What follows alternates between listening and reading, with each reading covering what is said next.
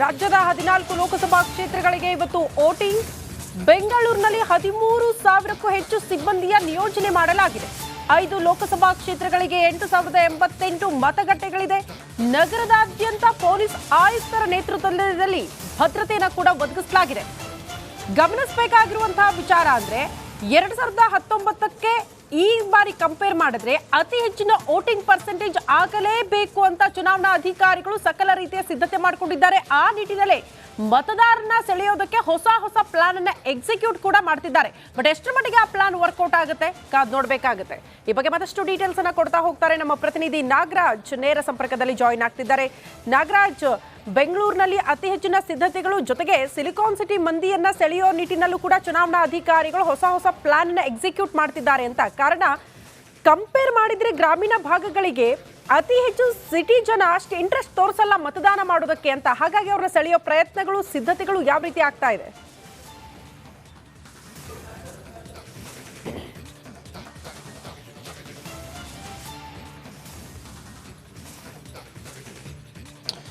ಖಂಡಿತ ಶ್ರುತಿ, ಏನು ಪ್ರತಿ ಬಾರಿಯೂ ಗ್ರಾಮಾಂತರ ಪ್ರದೇಶಗಳಿಗಿಂತ ನಗರ ಪ್ರದೇಶಗಳಲ್ಲಿ ಮತದಾನ ಪ್ರಮಾಣ ತೀರಾ ಕಡಿಮೆ ಇರೋದ್ರಿಂದ ಚುನಾವಣಾ ಆಯೋಗ ಈ ಬಾರಿ ಸಾಕಷ್ಟು ಅಭಿಯಾನವನ್ನು ಮಾಡಿತ್ತು. ಪ್ರತಿಯೊಬ್ಬರು ಮತದಾನ ಪ್ರಜಾಪ್ರಭುತ್ವದ ಹಬ್ಬದಲ್ಲಿ ಭಾಗಿಯಾಗಬೇಕು ಅಂತಂತೇಳಿ ಸಾಕಷ್ಟು ಅಭಿಯಾನಗಳನ್ನು ಮಾಡಿದ್ರು. ಅದೇ ರೀತಿ ಬೆಂಗಳೂರಿನಲ್ಲಿ ಈ ಬಾರಿ ಸಹ ಕಳೆದ ಬಾರಿಗಿಂತ ಜಾಸ್ತಿ ಪ್ರಮಾಣದ ಒಂದು ಮತದಾನ ಆಗಬೇಕು ಅಂತಂತೇಳಿ ಚುನಾವಣಾ ಆಯೋಗ ಸಕಲ ರೀತಿಯಲ್ಲೂ ಒಂದು ಅಭಿಯಾನ ಮಾಡಿ ಇವತ್ತು ಚುನಾವಣೆಗೆ ಸಿದ್ಧ ಆಗಿರ್ತಕ್ಕಂಥದ್ದು. ಏನು ಮೊದಲ ಹಂತದ ಚುನಾವಣೆ ರಾಜಧಾನಿ ಬೆಂಗಳೂರಲ್ಲಿ ಇವತ್ತು ನಡೀತಾ ಇದೆ. ಇದರ ಭಾಗವಾಗಿ ಸುಮಾರು 13,000 ಪೊಲೀಸರ ನಿಯೋಜನೆ ಆಗಿದ್ರೆ 40 CAPF ತುಕಡಿಗಳು ಜೊತೆಗೆ 30 CAR ತುಕಡಿಗಳು, KSRP ತುಕಡಿಗಳು ಭದ್ರತೆಗೆ ನಿಯೋಜನೆ ಆಗಿರ್ತಕ್ಕಂಥದ್ದು.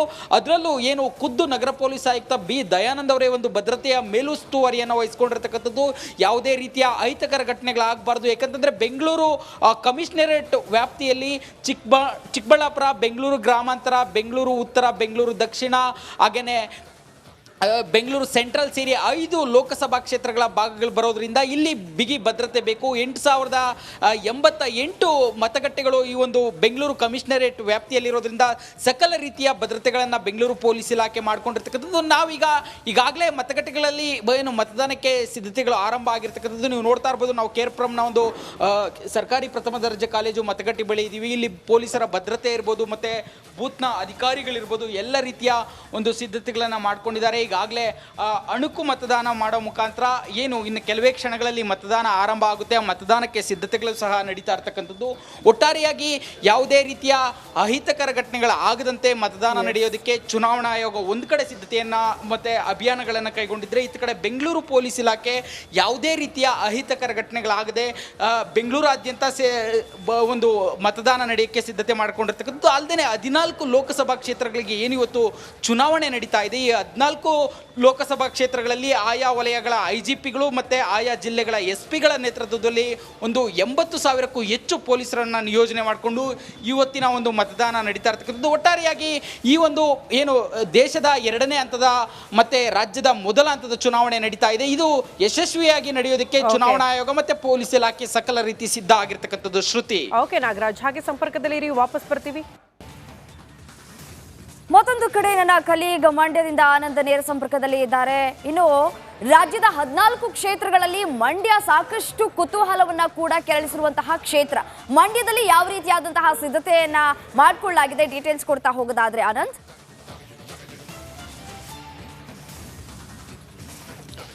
ರಮ್ಯಾ, ಪ್ರಜಾಪ್ರಭುತ್ವದ ದೊಡ್ಡ ಹಬ್ಬ ಏನು ಮತದಾನಕ್ಕೆ ಕ್ಷಣಗಣನೆ ಶುರುವಾಗಿರುವಂಥದ್ದು. 7 ಗಂಟೆಗೆ ಮತದಾನ ಆರಂಭ ಆಗ್ತದೆ. ಅದಕ್ಕಾಗಿ ಅಂತಿಮ ಹಂತದ ಸಿದ್ಧತೆಗಳನ್ನು ಮತಗಟ್ಟೆ ಸಿಬ್ಬಂದಿಗಳು ಮಾಡ್ಕೊಳ್ತಾ ಇದ್ದಾರೆ. ಸದ್ಯ ನಾನು ಮಂಡ್ಯದ ಮತಗಟ್ಟೆ ಒಂದರಲ್ಲಿದ್ದೀನಿ. 174 ಅಂದರೆ ಯುವ ಮತದಾರರಿಗಾಗಿ ಒಂದು ಮತಗಟ್ಟೆಯನ್ನು ತೆರೆಯಲಾಗಿದೆ. ಇಲ್ಲೂ ಕೂಡ ಸಕಲ ಸಿದ್ಧತೆಯನ್ನು ಮಾಡ್ಕೊಂಡಿರುವಂಥದ್ದು. ಈಗಾಗಲೇ ಪೊಲೀಸ್ ಸಿಬ್ಬಂದಿಯು ಕೂಡ ಯಾವುದೇ ರೀತಿಯ ಅಹಿತಕರ ಘಟನೆ ನಡೆದಂತೆ ಇಲ್ಲಿ ಭದ್ರತೆಯನ್ನು ಒದಗಿಸ್ತಾ ಇರುವಂಥದ್ದು. ಇಲ್ಲಿ ಮಾತ್ರ ಅಲ್ಲ, ಮಂಡ್ಯ ಲೋಕಸಭಾ ಕ್ಷೇತ್ರ ವ್ಯಾಪ್ತಿಯಲ್ಲಿ ತೆರೆದಿರುವಂಥ 2,076 ಮತಗಟ್ಟೆಗಳಲ್ಲೂ ಕೂಡ ಪೊಲೀಸ್ ಸಿಬ್ಬಂದಿಗಳನ್ನು ನಿಯೋಜನೆ ಮಾಡಿರುವಂಥದ್ದು. 3,500ಕ್ಕೂ ಹೆಚ್ಚು ಸಿಬ್ಬಂದಿಗಳನ್ನು ನಿಯೋಜನೆ ಮಾಡಿದ್ದಾರೆ. ಇನ್ನು ಮತಗಟ್ಟೆ ಸಿಬ್ಬಂದಿಗಳು ಇಲ್ಲಿ ಒಂದಷ್ಟು ಅಂತಿಮ ಹಂತದ ಸಿದ್ಧತೆಯನ್ನು ಮಾಡ್ಕೊಳ್ತಾ ಇರುವಂಥದ್ದು. ಯಾವುದೇ ರೀತಿಯ ಸಮಸ್ಯೆ ಆಗಬಾರ್ದು, ಮತದಾನ ಆರಂಭ ಆದಂಥ ಸಂದರ್ಭದಲ್ಲಿ ಯಂತ್ರಗಳು ಕೈ ಕೊಡಬಾರ್ದು ಅನ್ನೋ ಕಾರಣಕ್ಕಾಗಿ ಈಗಲೇ ಒಂದಷ್ಟು ಸಿದ್ಧತೆಯನ್ನು ಮಾಡ್ಕೊಳ್ತಾ ಇರುವಂಥದ್ದು. ಸರಿಯಾಗಿ 7 ಗಂಟೆಗೆ ಮತದಾನ ಆರಂಭ ಆಗ್ತದೆ. ಅದಕ್ಕಾಗಿ ಒಂದಷ್ಟು ಸಿದ್ಧತೆಯನ್ನು ಮಾಡ್ಕೊಳ್ತಾ ಇದ್ದಾರೆ. ಮತಯಂತ್ರಗಳನ್ನು ಪರಿಶೀಲನೆ ಮಾಡ್ಕೊಳ್ತಾ ಇರುವಂಥದ್ದು, ಯಾವುದೇ ರೀತಿ ಸಮಸ್ಯೆ ಆಗದಂತೆ ಒಂದಷ್ಟು ಸಿದ್ಧತೆಯನ್ನು ಮಾಡ್ಕೊಳ್ತಾ ಇದ್ದಾರೆ. ಇನ್ನು ಏನು ಈ ಬಾರಿ ಮಾಜಿ CM HD ಕುಮಾರಸ್ವಾಮಿ ಅವರು ಮಂಡ್ಯ ಲೋಕಸಭಾ ಕ್ಷೇತ್ರದಿಂದ ಸ್ಪರ್ಧೆ ಮಾಡಿರೋದ್ರಿಂದ ಒಂದಷ್ಟು ಹೈ ವೋಲ್ಟೇಜ್ ಕ್ಷೇತ್ರವಾಗಿ ಮಂಡ್ಯ ಪರಿವರ್ತನೆ ಆಗಿದೆ. ಹಾಗಾಗಿ ಒಂದಷ್ಟು ಮತದಾನ ಪ್ರಕ್ರಿಯೆ ಜಾಸ್ತಿ ಆಗ್ತದೆ ಅನ್ನೋದು ಒಂದು ಅಂದಾಜು. ಇನ್ನೊಂದು ಕಡೆ ಏನು ಮಂಡ್ಯ ಜಿಲ್ಲಾಡಳಿತವು ಕೂಡ ಸಕಲ ಸಿದ್ಧತೆಯನ್ನು ಮಾಡ್ಕೊಂಡಿರುವಂಥದ್ದು. ಮತದಾನ ಪ್ರಕ್ರಿಯೆಯನ್ನು ಅತ್ಯಂತ ಯಶಸ್ವಿಯಾಗಿ ಪೂರ್ಣಗೊಳಿಸಬೇಕು ಅನ್ನೋ ನಿಟ್ಟಿನಲ್ಲಿ ಏನು ಒಂದಷ್ಟು ಸಿದ್ಧತೆಯನ್ನು ಮಾಡ್ಕೊಂಡಿದ್ದಾರೆ. ಎಲ್ಲೂ ಕೂಡ ಅಹಿತಕರ ಘಟನೆಗಳು ನಡೀಬಾರ್ದು ಅನ್ನೋ ಕಾರಣಕ್ಕೆ ಹೆಚ್ಚಿನ ಭದ್ರತೆಯನ್ನು ಕೂಡ ಮಾಡಿರುವಂಥದ್ದು. 2076 ಮತಗಟ್ಟೆಗಳ ಪೈಕಿ 693 ಮತಗಟ್ಟೆಗಳನ್ನು ಸೂಕ್ಷ್ಮ ಮತಗಟ್ಟೆಗಳಂತ ಗುರುತಿಸಲಾಗಿದೆ. ಅಲ್ಲಿ ಹೆಚ್ಚಿನ ಭದ್ರತೆಯನ್ನು ನೀಡಲಾಗಿದೆ. Ramya. Okay Anand, stay with me, I'll come back. ಹಾಸನದಲ್ಲಿ ಯಾವ ರೀತಿ ಸಿದ್ಧತೆ ಆಗಿದೆ ಅನ್ನೋದ್ರ ಬಗ್ಗೆ ಮಾಹಿತಿನ ಕೊಡ್ತಾ ಹೋಗ್ತಾರೆ ನಮ್ಮ ಪ್ರತಿನಿಧಿ ಖುಷ್ವಂತ್ ನೇರ ಸಂಪರ್ಕದಲ್ಲಿ ಜಾಯಿನ್ ಆಗ್ತಿದ್ದಾರೆ. ಖುಷ್ವಂತ್, ಯಾವ ರೀತಿ ಸಿದ್ಧತೆ ಚುನಾವಣಾ ಆಯೋಗದಿಂದ ಅಲ್ಲಾಗಿದೆ, ಭದ್ರತೆ ಯಾವ ರೀತಿ ಇದೆ, ಮತದಾರನ ಸೆಳೆಯೋ ನಿಟ್ಟಿನಲ್ಲಿ ಏನಾದರೂ ಹೊಸ ಪ್ಲಾನ್ಗಳು ಅಲ್ಲೂ ಕೂಡ ಎಕ್ಸಿಕ್ಯೂಟ್ ಆಗ್ತಾ ಇದೆಯಾ ಹೇಗೆ?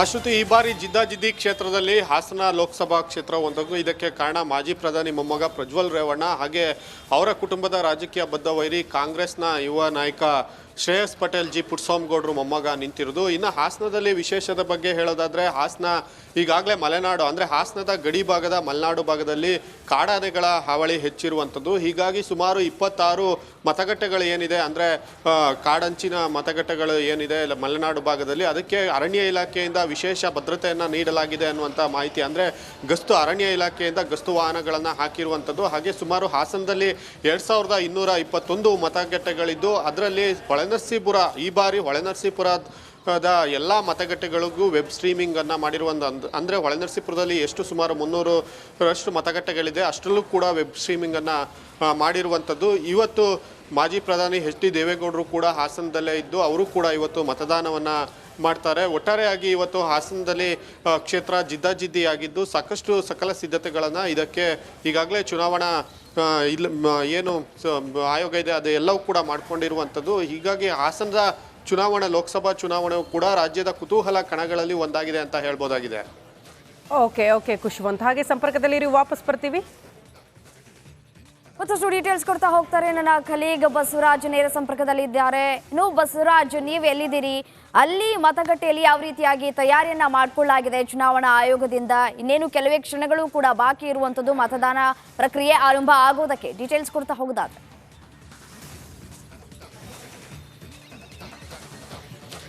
ರಮ್ಯಾ, ನಾನು ಬೆಂಗಳೂರು ಸೆಂಟ್ರಲ್ ಲೋಕಸಭಾ ಕ್ಷೇತ್ರದ ಗಾಂಧಿನಗರದ BBMP girls and boys ಹೈಸ್ಕೂಲ್ನಲ್ಲಿದ್ದೇನೆ.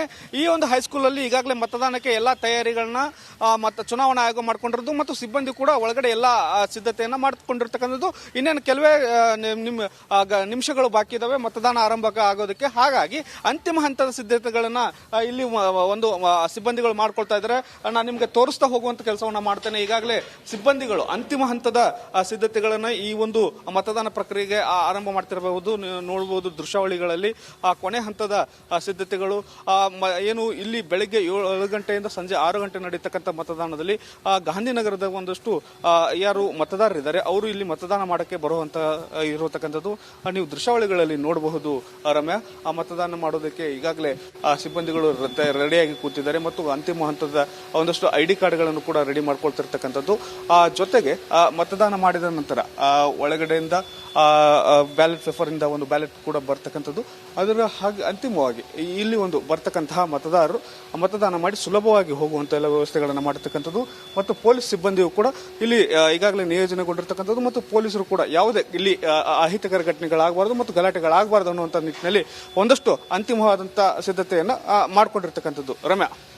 Right Basavaraj, ಧನ್ಯವಾದ ತಮ್ಮೆಲ್ಲ ಮಾಹಿತಿಗಾಗಿ. ಸಹಜವಾಗಿ ಬಹಳ ನಿರೀಕ್ಷೆ ಕುತೂಹಲದ ಕಣಗಳು 14 ಲೋಕಸಭಾ ಕ್ಷೇತ್ರಗಳಿಗೆ ಇವತ್ತು ಮೊದಲ ಹಂತದಲ್ಲಿ ಮತದಾನ ಪ್ರಕ್ರಿಯೆ ಆರಂಭ ಆಗೋದಕ್ಕೆ ಕ್ಷಣಗಣನೆ ಪ್ರಾರಂಭ ಆಗಿದೆ. ಚುನಾವಣಾಧಿಕಾರಿಗಳ ಸಿದ್ಧತೆ ಯಾವ ರೀತಿ ಸಾಗ್ತಾ ಇದೆ ಅನ್ನೋದನ್ನ ಮತಗಟ್ಟೆಗಳಿಂದ ಪ್ರತಿಯೊಂದು ಮತಗಟ್ಟೆಗಳಿಂದ ನಮ್ಮ ರಿಪಬ್ಲಿಕ್ ಕನ್ನಡದ ಅತಿ ದೊಡ್ಡ ತಂಡ ಅತಿ ದೊಡ್ಡ ಕವರೇಜ್ ಅನ್ನ ನಿಮ್ಮ ಮುಂದೆ ಇಡುವಂತಹ ಪ್ರಯತ್ನವನ್ನ ಕೂಡ ಮಾಡ್ತಾ ಇದ್ದೀವಿ. ಬೆಂಗಳೂರಿನಲ್ಲಿ ಸಹಜವಾಗಿ ಬೆಂಗಳೂರು ದಕ್ಷಿಣ, ಬೆಂಗಳೂರು ಉತ್ತರ, ಬೆಂಗಳೂರು ಸೆಂಟ್ರಲ್ ಬಹಳ ನಿರೀಕ್ಷೆ ಇದೆ. ಬೆಂಗಳೂರು ಗ್ರಾಮಾಂತರ ಕೂಡ ಘಟಾನುಘಟಿ ನಾಯಕರ ಸ್ಪರ್ಧೆ ಮಾಡಿರೋದ್ರಿಂದ ಸಹಜವಾಗಿ ದೊಡ್ಡ ಮಟ್ಟದ ನಿರೀಕ್ಷೆ. ಮೈಸೂರು ಕೊಡಗು ಲೋಕಸಭಾ ಕ್ಷೇತ್ರದಲ್ಲೂ ಕೂಡ ಈ ಬಾರಿ ಮಹಾರಾಜರೇ ಅಖಾಡಕ್ಕಿಳಿದು ಬಿಟ್ಟಿರೋದ್ರಿಂದ ಸ್ವತಃ ಸಿಎಂ ಸಿದ್ದರಾಮಯ್ಯನವರು ಡಿಸಿಎಂ ಡಿಕೆ ಶಿವಕುಮಾರ್ ಅವರ ಆದಿಯಾಗಿ ಅದನ್ನ ಬಹಳ ಪ್ರತಿಷ್ಠೆಯಾಗಿ ತೆಗೆದುಕೊಂಡಿರೋದ್ರಿಂದ ಈ ಕಡೆ HD ಕುಮಾರಸ್ವಾಮಿ ಅವರು ಮಂಡ್ಯ ಲೋಕಸಭಾ ಅಖಾಡದಿಂದ ಸ್ಪರ್ಧೆ ಮಾಡಿರೋದ್ರಿಂದ ಸಹಜವಾಗಿ ದೊಡ್ಡ ಮಟ್ಟದ ನಿರೀಕ್ಷೆ. ಸ್ಟಾರ್ ಘಟಾನುಘಟಿ ನಾಯಕರೇ ಅಖಾಡದಲ್ಲಿರೋದ್ರಿಂದ ಕುತೂಹಲದ ಕಣಗಳು. ಸೊ ಮತದಾರರು ಕೂಡ ಅಷ್ಟೇ ಒಲವು ತೋರಿ ಇವತ್ತು ಮತಗಟ್ಟೆಗಳಿಗೆ ಬಂದು ತಮ್ಮ ಅಮೂಲ್ಯವಾಗಿರುವಂತಹ ಮತದಾನವನ್ನ ನೀಡ್ತಾರೆ ಅಂತ ಚುನಾವಣಾ ಅಧಿಕಾರಿಗಳು ಕೂಡ ಎಲ್ಲ ರೀತಿಯ ಸಿದ್ಧತೆಯನ್ನು ಮಾಡಿಕೊಂಡಿದ್ದಾರೆ. ಪ್ರಜಾಪ್ರಭುತ್ವ ವ್ಯವಸ್ಥೆಯಲ್ಲಿ ಮತದಾನ ಪ್ರತಿಯೊಬ್ಬರ ಹಕ್ಕು. ಹಾಗಾಗಿ ಯಾರೂ ಕೂಡ ತಪ್ಪದೆ ಪ್ರತಿಯೊಬ್ಬರು ಕೂಡ ಬಂದು ತಮ್ಮ ಅಮೂಲ್ಯವಾಗಿರುವ